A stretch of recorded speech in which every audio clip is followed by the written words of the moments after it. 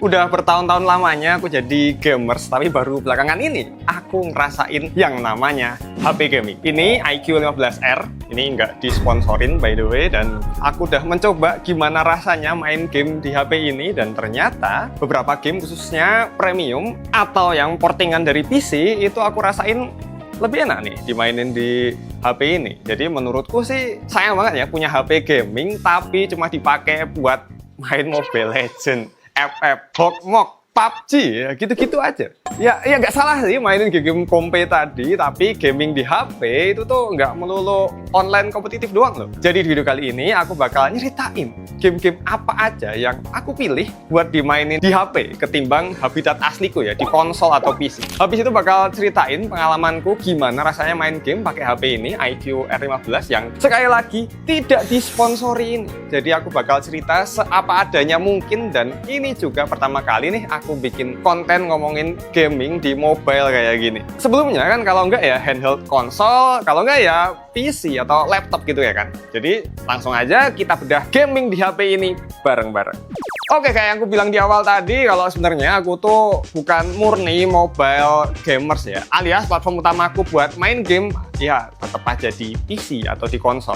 Jadi otomatis pilihan game mobileku tuh beda banget sama yang aku mainkan di konsol atau di PC. Di mobile kebanyakan aku pilih game yang nggak seberat atau semasif yang ada di PC ataupun konsol ya. Bukan game yang ngejar kayak realistis banget, mau itu dari visual atau gameplaynya. Tapi lebih ke game casual dengan story atau mekanik yang nggak kalah seru dari game-game yang ada di PC ataupun konsol. Pokoknya kalau itu game story sebisa mungkin nggak panjang-panjang banget story-nya, nggak perlu banyak mekanik juga yang ribet atau perlu waktu panjang buat dipelajarin. Navigasinya tuh harus gampang karena kan pakai touchscreen, dan yang paling penting bisa dinikmati di mana aja, kapan aja, alias offline atau seenggaknya support mode offline. Jadi pertama-tama aku mau ngomongin soal Netflix game dulu ya. Bang, apaan tuh Netflix game? Nah, ini tuh sebenarnya kayak Play Store tapi versi upgrade. Soalnya library game-game yang disediain di sini tuh bagus-bagus ya. Dari game indie, self-publish dari Netflix sampai ke portingan PC ada semua di sini. Kadang ada game yang awalnya rilis duluan di PC tapi buatku cocok dimainin di HP.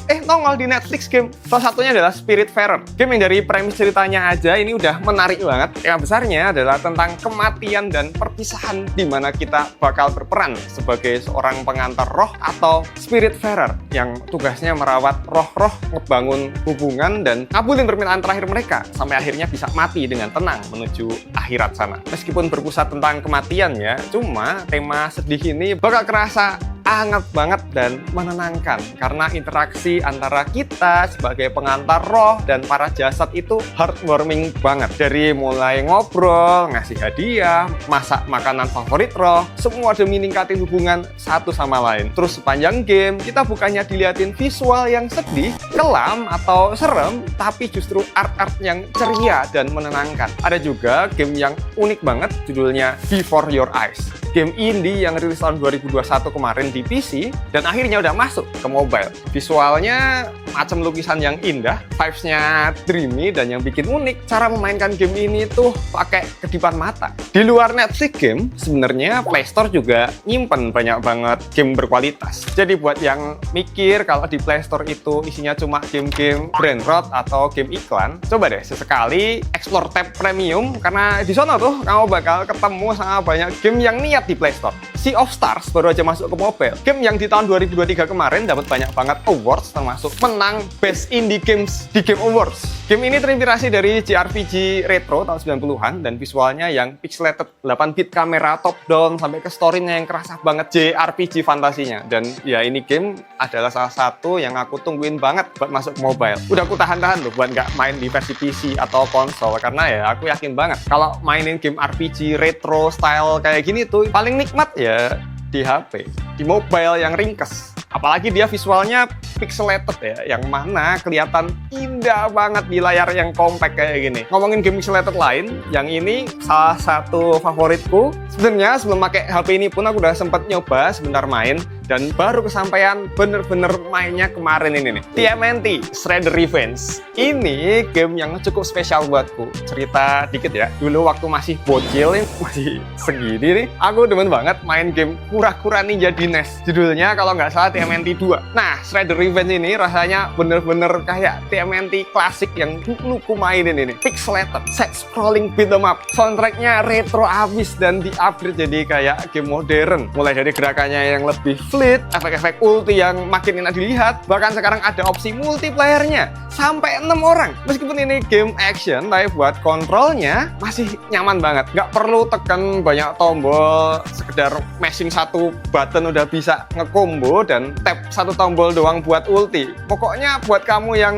suka sama game pixelated atau 8 bit kayak gini nih di mobile ya, itu tuh sebenarnya banyak banget yang bagus-bagus. Apalagi sebentar lagi di Play Store juga bakal ada Dave the Diver, salah satu game yang paling nagih yang kumainkan tahun kemarin. Selain Balatro ya, nyelam buat nangkep ikan, terus hasilnya dipakai buat jualan sushi ya. Semoga nggak diblokir ya kayak Balatro sama Kom Digi. Gamenya ini santai banget, bikin nagih, bisa dimainin sebentar tapi ujung-ujungnya jadi nyelam lagi sampai keterusan. Cuma dia rilisnya masih bulan depan kayaknya ya, jadi aku udah ada anticipated banget nih sama game mobile yang satu ini. Sebenarnya masih ada lagi beberapa game portingan dari PC yang pengen buat aku coba di versi mobile, kayak Blasphemous yang art direction-nya medieval gothic yang top banget. Cuma belum ada waktunya aja. Dan aku harap makin banyak lagi game-game konsol atau PC yang kayak gini masuk ke mobile, kayak Octopath Traveler atau Bravely Default gitu, yang menurutku bakal asik banget dimainkan di mana-mana via mobile. Nah, ngomongin ngegame di HP, selain kita bisa main game yang ada di Play Store atau portingan resmi dari developer, ada juga game emulator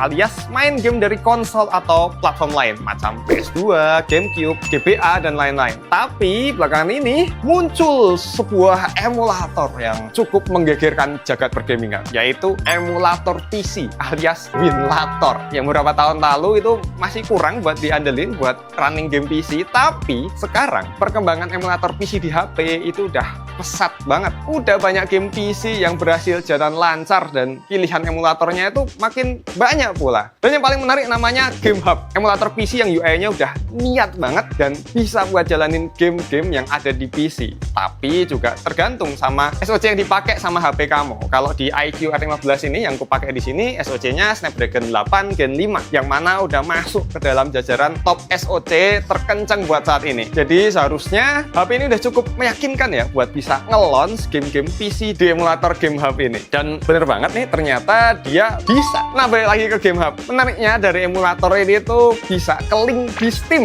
dengan gampang. Jadi tinggal login Steam via Game Hub, langsung tuh semua game-game Steam bisa ke-detect dan bisa di-download dan dimainkan. Yang paling penting, semua gamenya legal dan bukan lagi ada di gray area atau bahkan membajak ya. Jelas, ini dari Steam. Aku penasaran banget buat ngetes apa aja sih game yang setidaknya kuat nih main di handphone. Dan ternyata game setelah Nier Automata yang di awal rilis itu termasuk game yang cukup demanding ya pada masanya, sekarang bisa dijalanin cuma di handphone aja dengan frame rate di atas 30 fps dengan sedikit sekali frame drop. Meskipun akhirnya aku nggak benar-benar main ya itu di HP, dan ini jatuhnya iseng-iseng tes doang. Cuma rasanya cukup kagum aku sekarang sama game-game yang dulu buat mainnya itu perlu hardware gede macam PC atau konsol. Sekarang pakai barang sekecil ini aja nih segini doang, setipis ini coy. Ini udah bisa buat main. Mungkin kalau yang aku bisa nikmatin banget buat saat ini ya, kalau ngegame pakai Game Hub ya balik lagi buat main game-game indie kayak Cuphead misalnya yang jalan sangat flawless di sini. Mungkin nextnya aku lanjutin Silksong di sini aja kali ya. Nah, itu tadi beberapa game yang aku rasain enak banget buat dimainin di mobile atau emang dasarnya didesain buat running di mobile. Dan gimana menurut kamu nih? Aku bahas game-game di mobile kayak gini. Asik ya? Soalnya nextnya kayaknya aku bakalan bikin lagi konten tentang gaming di mobile. Setuju atau enggak? Kalau ada saran atau konten yang berbau gaming di HP, bisa deh kamu tulis di kolom komentar ya. Aku bakal sangat mengapresiasi nih. Nah, abis ini aku bakal ngomongin pengalamanku main game pakai si iQOO R15 ini yang tadi udah sempat aku mention di awal ya. Ini sekali lagi, ini HP saya di video ini tidak disponsorin sama iQOO. Tapi salah satu fitur yang di HP ini yang paling berguna buatku ada di storage-nya yang gede banget, 512 GB GB. Karena seperti yang kita tahu, yang namanya video game itu size-nya gede-gede. Jadi nggak cuma game PC aja yang size-nya tuh sekarang nambah bengkak ya, tapi di mobile itu juga size-nya bergiga-giga, itu udah banyak ada. Jangan kira ya game yang visualnya kotak-kotak kayak gini nih, ukurannya cuma puluhan MB. Sea of Stars aja, ini dia ukurannya udah 2 gigaan. Terus yang tadi macam Before Your Eyes itu